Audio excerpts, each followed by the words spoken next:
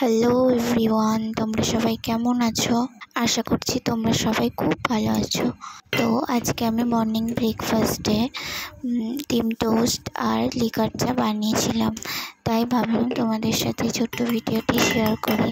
তোমরা কে কোথা থেকে আমার ভিডিওটা দেখছো সেটা কিন্তু কমেন্টে জানিও, আমি তোমাদেরকে রিপ্লাই করব।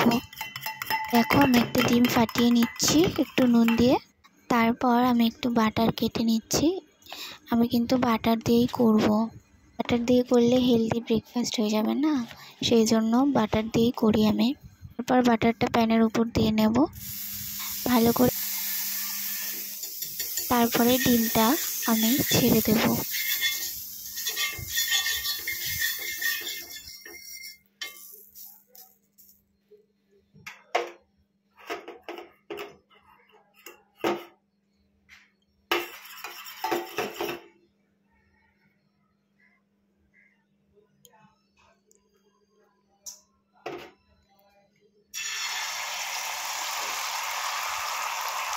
হালকা ডিমটা একটু ভাজা ভাজা হয়ে গেলে তার উপরেই কিন্তু টোস্টটা আমি দেবো, এখন দেবো না।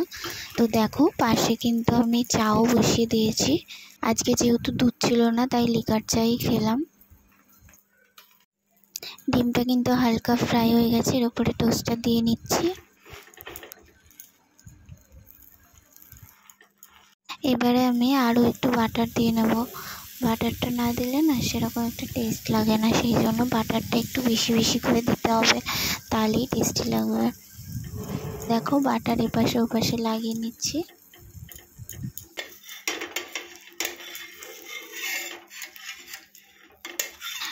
তো ডিম টোস্টটা আমি উল্টাতে ভয় পাচ্ছিলাম, যদি ভেঙে যায়।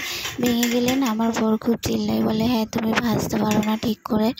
তো দেখো, আমি আস্তে করে উল্টে দিলাম। আরও একটু কিছুক্ষণ সময় ভেজে নেব। এবারে মাঝখান থেকে একটু কেটে নিচ্ছি, তারপরে দুটো একসাথে ভাজ করে নেব। তো দেখো, আমার ডিম টোস্ট কিন্তু রেডি। ওদিকে চাও আমার হয়ে গেছে।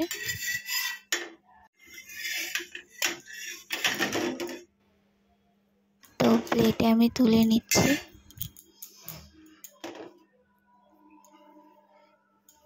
এবারে চাটাও ঢেলে নিচ্ছি।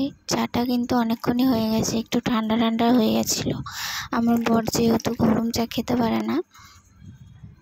তো দেখো, আমার ব্রেকফাস্ট রেডি। তোমাদের কেমন লাগলো জানাতে কিন্তু ভুলো না।